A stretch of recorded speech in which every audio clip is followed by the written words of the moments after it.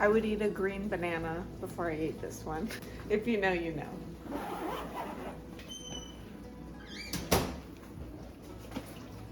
Hannah, you want to go see your brother?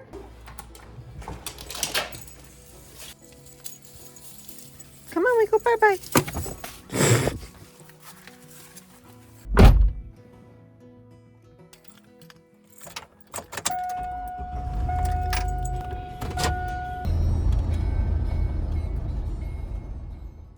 So it's been over 2 years since I quit my job to flip furniture full-time, and my life has completely changed since then, mostly for the good. My car always looks like this, yes.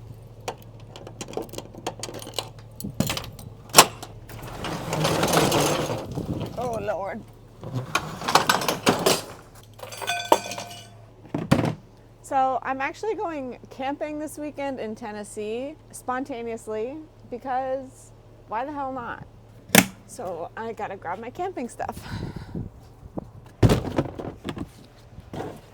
And you know, I never would have been able to make spontaneous trips like this if I didn't have the job that I do.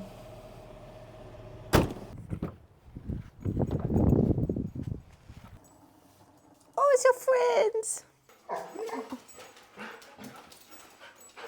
Oh my gosh, she's so excited. Look, she wants in already. Oh, she just booped the door. She just booped the door with her nose.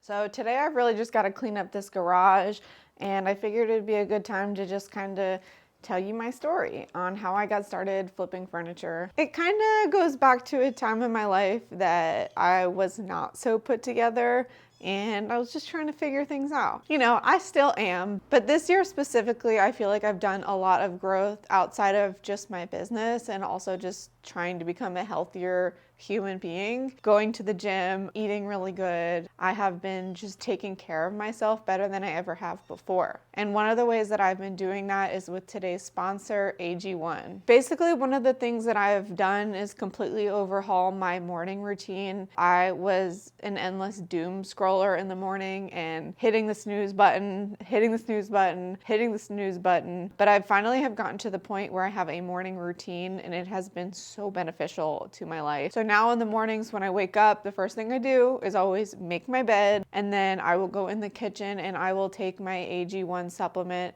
and just start my day off on a win, because I know that I am going to be getting my vitamins in. And also it helps me to get hydrated in the morning before I start downing coffee, because that can actually be really detrimental to your gut health. Since I started taking AG1, I also have gotten my grandma on it, and both of us have noticed a difference in our digestion and just feeling bloated less frequently than we were before. Plus, honestly, I just really enjoy a drink. So it's just a nice buffer in between my morning workout, and then I come back and I have my coffee later with my breakfast. I have been good about meal prepping my lunches for when I come and work in my brother's garage. However, I just really like having AG1 as a part of my morning routine, because I know that I'm covering all of my nutritional bases, and it's supporting my gut health in just one scoop.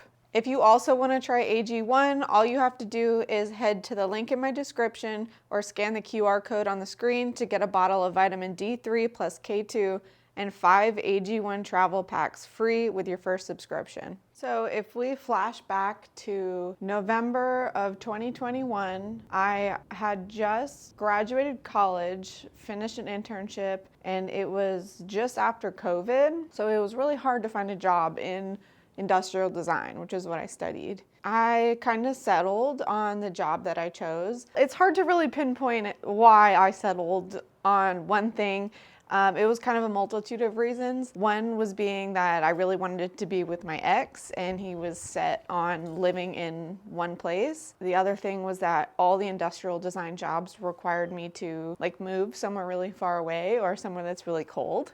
And I'm from Florida, so I figured, I could leave this one passion behind and find a job in the fishing industry, because I was really into fishing. So For me, it was a trade-off and it made sense. And it was a good corporate job. I was making $50,000 a year. But when I moved into the place that we were living, which was a single wide trailer that we were renting, I didn't have any money because I just graduated college. So I didn't have any furniture either. So I ended up finding a listing on Facebook Marketplace for some free furniture that was on the side of the curb. And I figured, I mean, it's ugly, but I can fix it and at least make it look decent in the living room. I just looked up a couple tutorials. I started watching Furniture Flipping Teacher on YouTube, and she talked a lot about her student loan debt, and that really inspired me because I was having fun doing that little furniture flip. And I had gotten 2 pieces for free, so I figured, why don't I keep the one I need and try to sell the other one for a profit? So I did that, and I sold it for $60. And I don't even know how to explain it, but the adrenaline I got from getting the messages on Facebook Marketplace and somebody giving me $60 for this piece of furniture that I found for free, I can't explain it. I was just pretty much hooked right away. But it wasn't like initially, I'm just gonna quit my job and do this. It was just like a fun way to make extra money on the side while I was working this job. And I also was living in a town where I didn't know anybody. I didn't have any friends yet. I didn't have any family there. I was just needing to keep my creative juices flowing, especially coming from art and design school to now working in digital marketing, which is ironic because now I basically do digital marketing, but it felt just like a little bit of a soul suck for me. So it was my outlet, and I was thinking about it just all the time. It was a lot of fun. A few months had passed of me flipping furniture on the side as a side hustle, and I realized really quickly that I preferred working with my hands over sitting at the desk, which is crazy because I thought that sitting at the desk was something that I earned because I went to college, but it turns out that I love working with my hands. I hated going into the office. I dreaded it. I literally dreaded it. I would sit at my desk, and I remember I would go and I'd look out the window and I would stare at the guy doing the lawn, and I would be envious of him. Or there was specifically one day, it was like in the middle of the summer, this guy was painting the Waffle House. He was up on the roof, and it was probably 100 degrees outside, and I was just like, man, I wish I was him. I knew something had to change, but there was this internal fight within me about quitting this corporate job to sell furniture on Facebook Marketplace because I put a lot of pressure on myself for the way that people view me. So I thought that people would think that I was wasting my college degree, and a lot of people did. And I've gotten comments on Instagram of people telling me that I wasted my college degree. And honestly, at this point, I don't even care. But I knew quickly that I wanted to work with my hands. And there was a moment where I started selling my furniture for a little bit more money and really proving to myself that it was profitable. I think I had sold a dresser for $450, and that's when the light bulb kind of went off because I got the dresser for $20. And I made about a $400 profit on a dresser that was an easy one-day flip. That doesn't happen often, but it gave me the confidence that I needed. And I just really thought to myself, if I can do this in one day and make $400, why am I sitting at a desk for 40 hours a week doing something I don't enjoy for, like $1,000 a week? If I could flip 2 dressers a week, I can potentially replace my salary and do something that's more fun. Is it risky? Yeah. And do you not have the benefits anymore? Yeah. But the benefits of being self-employed and taking off of work whenever I want way outweigh the 2 weeks of PTO that I had before. It really quickly became a no-brainer to me that I was going to make the transition. I have learned over the years that I am a risk taker, and I probably always will be, and I think that's a good thing, but I don't think that you should just jump and quit your job because you like painting furniture more than your job. For me, it made 100% sense based on where I was in my life. I hated my job. I was in my early 20s, very low rent. I had just started my career path. So it was like, I just don't have that much to lose. And if there's ever a time in my life to do it, it was gonna be now. But I didn't just jump and quit my job. I planned and I set goals. My first goal was to save $10,000 from flipping furniture. And the second goal was to hit 10,000 followers on Instagram, because at the same time that I was flipping furniture on the side, I was seeing influencers pop up and gain hundreds of thousands of followers. There was Bria, Maggie McGaw, Sammy had a lot of followers, and I was just seeing all these Instagram influencers pop up, and some of them talking about how much money they were making. I have a mindset that if somebody else can do something, then there's no reason that I can't be capable of doing it too. I knew that I wanted to try content creation because I saw the potential that it had money-wise, honestly. And I like the creative aspect of it, but I was definitely money-driven in the content creation decision. And I didn't know if that was gonna work or not, but it was just something that I was gonna try. So I ended up buying a course on content creation before quitting my job. And it was a really, really hard and scary decision to buy that course because it was $1,000. $1,000 was really a lot of money for me. And I was kind of embarrassed to tell anybody. So the only person that I told was my big brother, whose garage that I work in. So I took that course in the summer of 2022. I had saved up the $10,000 and I did not hit the 10,000 follower mark, but September of 2022 came around and I decided that it was just time. I've had enough. I can't wait for this number on Instagram. Oh my God, I'm gonna cry. Let me just collect myself for a moment. Oh yeah.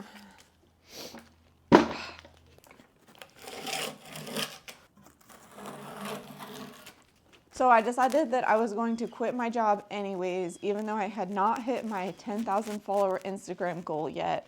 And I just decided that I was gonna bank on myself and that I was gonna be able to make the money to get by and pay my rent by just flipping furniture. I put in my 2-week notice, and I remember specifically my boss asking me if I had another job offer. And I said, no, I don't. I'm actually quitting to flip furniture.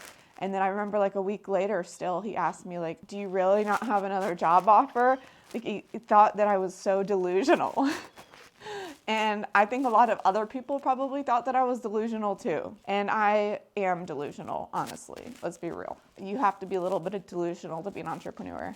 1 week into my last 2 weeks at my job, I had my first Instagram reel go viral. And when I say viral, I mean I gained 60,000 followers within a week. This makes me so emotional because that was just such a pivotal point of my life, and it was the sign that I needed that I made the right decision. But the misconception with being an influencer and like making money is that just because you have followers, you make money, and that's so far from the truth. You can have so many followers and make no money. It's about what you do with it. So for the first few months, my income was coming strictly from furniture flips. And I would say that I was making around $3,000 a month. But you also have to keep in mind that I was filming for Instagram. I wasn't making any money on Instagram, but I was still setting up the tripod and filming and making the videos because I knew that now I had 60,000 followers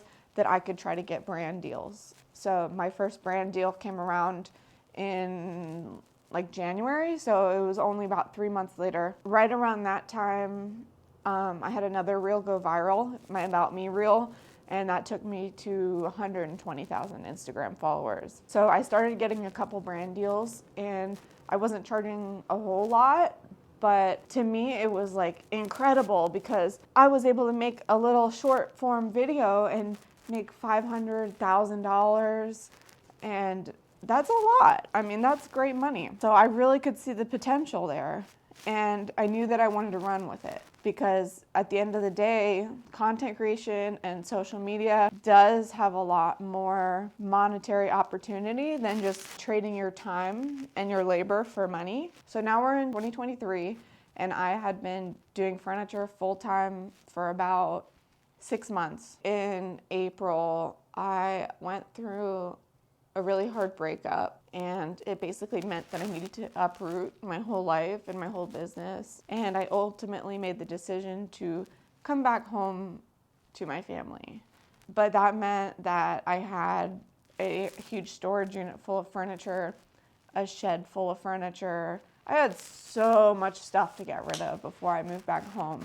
And I was just an emotional wreck. I mean, I was a wreck, and I knew that coming home was the best thing for me. So I decided at the age of 25 to move back in with my parents because essentially I had no other option, if I'm being honest. I had just started a new business and had no income background to even prove to get a rental somewhere and not even think about buying. I still am like in a position where I'm like, hopefully I can buy a house soon.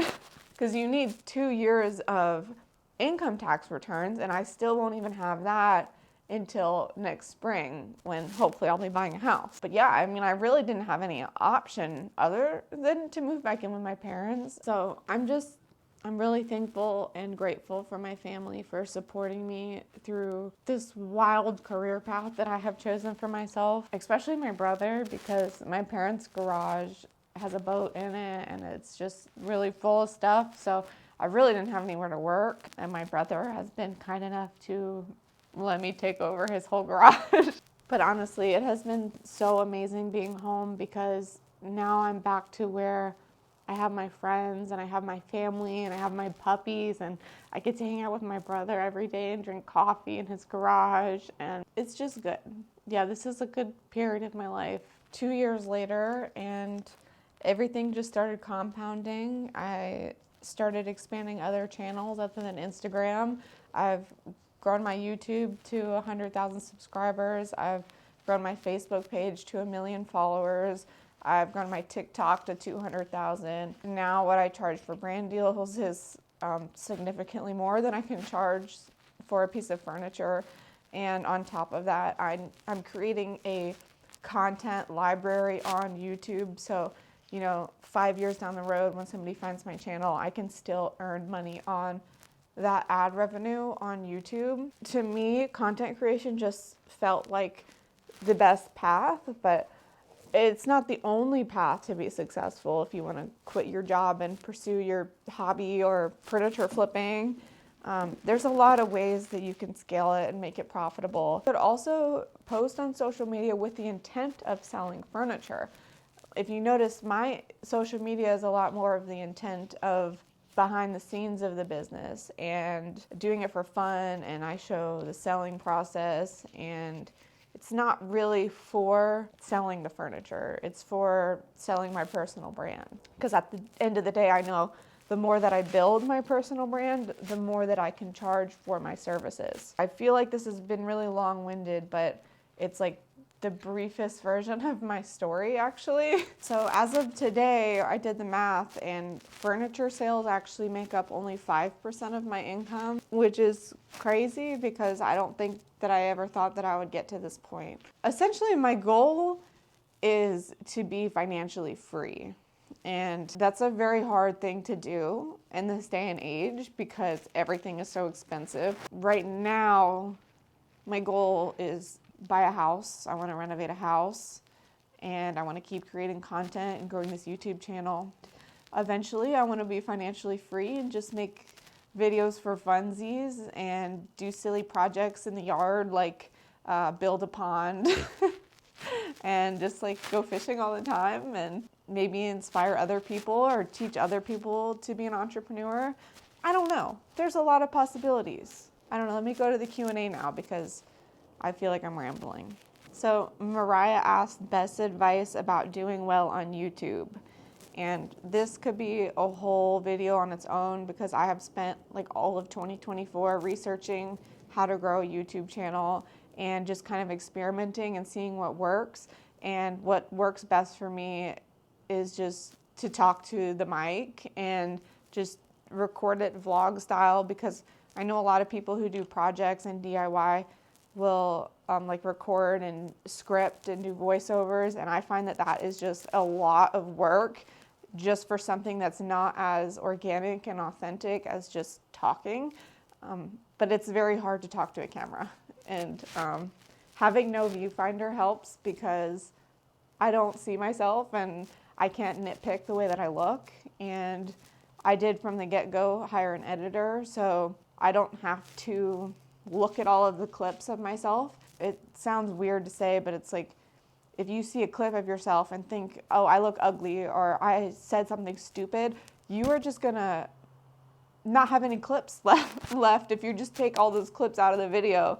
My video would have no clips in it. So for me, having a video editor for long form has just been essential. Brooke is the best. I love you, Brooke.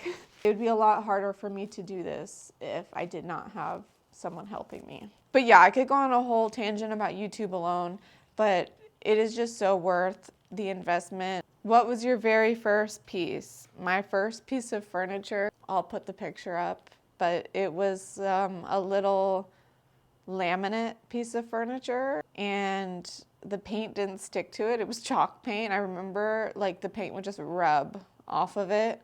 So I didn't know what I was doing, and I ended up priming it, and I thought it was kind of cute. I listed it, sold it for $60. Yeah, I was hooked from there. Did your flips and restorations get sales immediately in the beginning? Yes. I'm telling you, anybody can pick up this side hustle and start making money instantly. You can go buy something at the thrift store and sell it like it is and make a profit if you list it on Facebook Marketplace. The audience is already there. The market is already there for you. It's so easy. I'm telling you, that's why I love furniture flipping so much, because anybody can get into it. It's such a low startup cost. You can literally start with $0 and find a curb alert like I did and go pick up the furniture and sell it for $30, sell it for cheap, and then just enough to go and get your supplies. And then just keep growing from there. I mean, I went from a $60 furniture flip sale to, I mean, now the most I sell my furniture for is like $700 for like a long dresser or a buffet. But again, I'm not really prioritizing selling my furniture. There's zero entry to getting started flipping furniture. All you need is a vehicle and an able body. How did you build a following on Facebook? So Facebook came later down the road. I kind of brushed it off for like a year. And then I don't know why, somebody told me to just make sure you're repurposing all your content every way you can. And I have always been posting my Instagram Reels to TikTok. So I decided to go back and schedule out every single Instagram Reel I already had to Facebook. And I wasn't strategic about it either. No, it was just like, here you go, Facebook. And I had so many videos already done that when I started putting the content to Facebook too, it exploded. It exploded so fast. And you know, now I have 1 million followers on Facebook, and they pretty much all came from Facebook Reels. So Facebook Reels is for sure something you need to be posting to. If you do other short form content, put it on Facebook. Even if it's a bad video, put it on Facebook. How did you learn what to do with the specific furniture processes? Trial and error. It's so much trial and error and watching YouTube videos. So just like when I want to learn something, I completely dive my whole brain into that subject. And I did that when I started furniture flipping, and I did that when I wanted to learn YouTube. And now I'm doing that with investing, and who knows what's gonna be next. I might be like cooking or something, but just trial and error. How do you manage your time? How much time is spent working on furniture versus content? Oh man, I don't manage my time. I'm very just like all over the place, and I have no schedule, and I think that I could be a lot more productive if I did manage my time. But I spend, I would say, a quarter of my time half of my time doing furniture and half on content creation. I don't know, because even when I'm in the garage filming stuff, it takes way longer because I'm moving the camera around. I spend a lot of time on content creation, but like I said, the furniture is only 5% of my income. So the furniture is like passion projects, and that's why you see me do a lot of furniture that's like in really bad shape. It's because it's pulling on my heartstrings and I just want to fix it. What makes you the most profit? Market, affiliate, content, actual furniture, markets. Brand deals make me the most money. So brand deals, and then ad revenue, and then affiliate marketing. And then furniture is like down here. Ooh, I like this question. Is this your dream job? That's a really good question. And I feel like this will be my dream job when I sort everything out. My dream job would be to just be doing projects in the garage, doing projects, and having somebody else kind of help plan the projects and post on social media, and I just need a social media manager, because the social media part is like so much of what I do, but it's not what I enjoy as much as I do the projects. So I think that it will be my dream job. I'm just still building to get there. Was video editing something you also had to learn as a part of this journey? Yes, and I'm not good at it. But that's okay. I use Splice, the Splice app, to do my short form content, and basically my videos are just like 1-second clips with a voiceover, and it's pretty tedious to create, but if you learn it, it's worth it.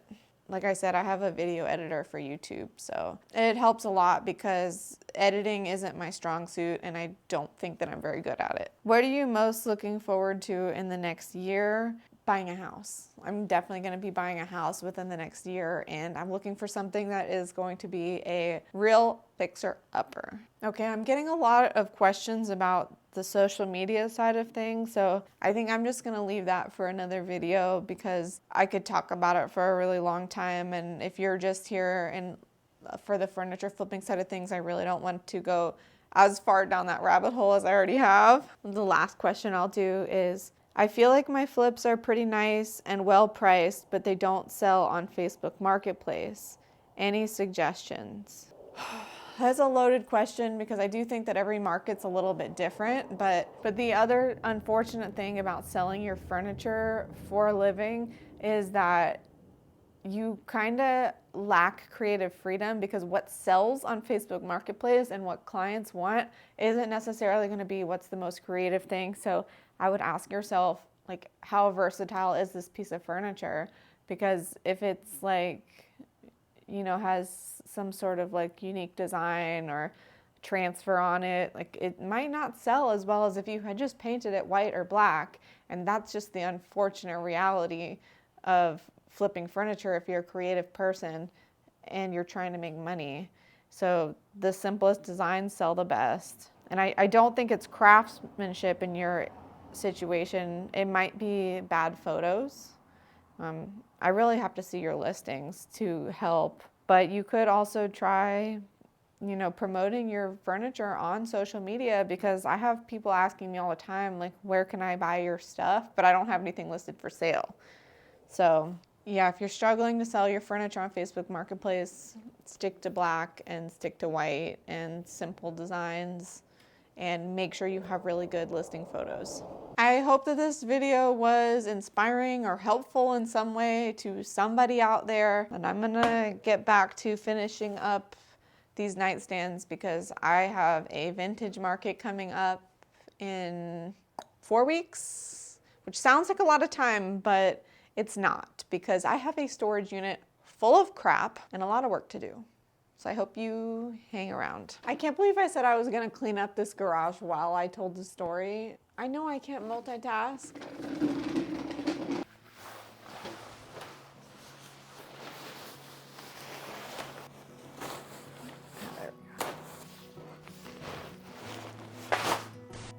This is hard. You can B-roll that part. I have to recollect myself. Nope, back up. How do I do this without crying? You'd think that somebody was dying right now. Golly. You do not film videos like this right before your period. Why am I struggling with this right now? I don't know what I hope. You get over there. Just a whole video of me ugly crying.